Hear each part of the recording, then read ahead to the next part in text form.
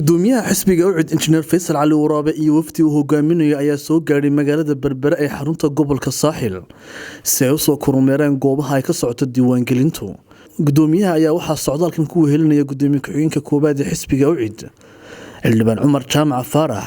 xogayaha guud ee xisbiga ucid Ibraahim Cabdi Xuseen iyo mas'uuliyiin kale. Ugu horreyn waxaa halkaasi ka hadlay gudoomiyaha gobolka Saaxil ee xisbiga ucid. Leenu ku soo dhaw gudoomiye gobolkaagii gobolkii khayraadka gobolkii dhaqaalaha ku soo dhawaban gudoomiye gacmo furan ee ku soo dhaweynaa qalbi furan ku soo dhaweynaa halkan waxa ka socda iyo wafdiga kale la socda ee ballaaran halkan maraya waxaan leenahay soo dhawaada gobolkiini soo dhawaada magaaladiini oo diiwaangelintii socoto oo barwaaqo roobkina shalayna helay welcome baan leenahay gudoomiye. waxaasna halkaasi ka hadlay gudoomiye ku-xigeenka koobaad ee xisbiga ucid Xildhibaan Cumar Jaamac Faarax. keena halbowlaha dhaqaalaha u ah waxaan ugu baaqaynaa reer Saaxil meel kasta ay joogaan inay isdiiwaangeliyaan waa ogtihiino Somaliland waa la wada leeyahay waana la kala degan yahay waxa loo tartamayaa heer tuulo heer qabiil heer gobol iyo ilaa heer qaran marka waxa la idinka doonayaa inaad maanta si mugli iyo miisaan leh isu diiwaangelisaan iyadoo ay nagu soo socoto doorashadii madaxtooyada oo dadku u baahanahay in ay hoggaanka ay rabaan doortaan taasan kaga faa'iideysanayaa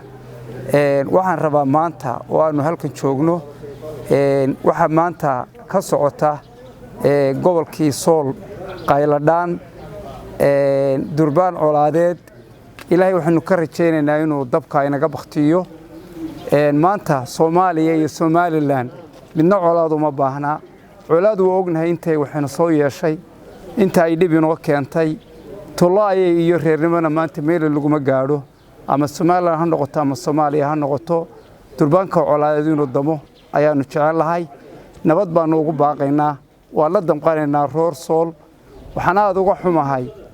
sida mugalay xukuumaddu uga gaabisay inay gurmad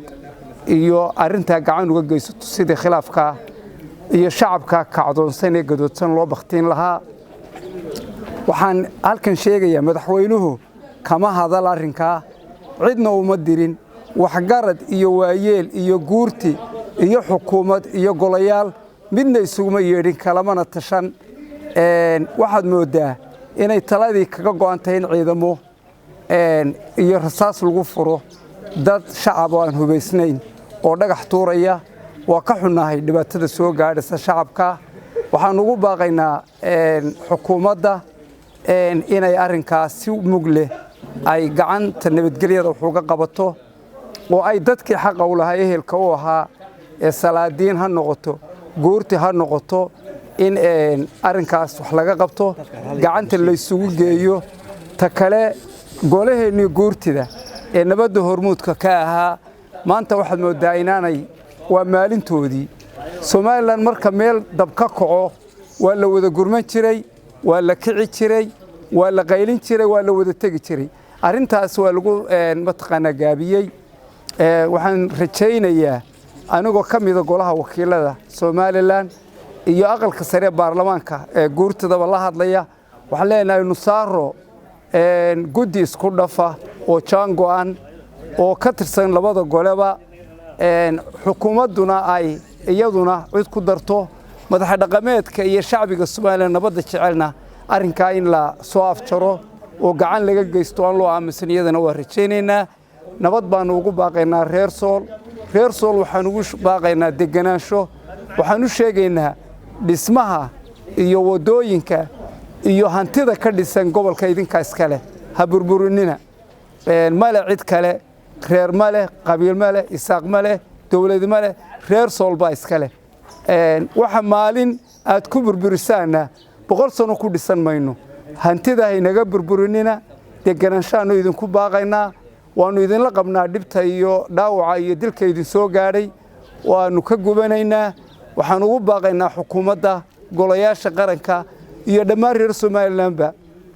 in la gurmado laga damqado sidii hore arrinka wax looga qaban jiray wax looga qabto taas ayaan runtii ku baaqayaa. ugu dambeyn waxaa halkaasi ka hadlay gudoomiyaha xisbiga UCID injineer Faysal Cali Waraabe. waa horta reer Berbera waxaan leenahay maanta waa maalin aad iyo aad qiimo u leh oo maalintii qaadanay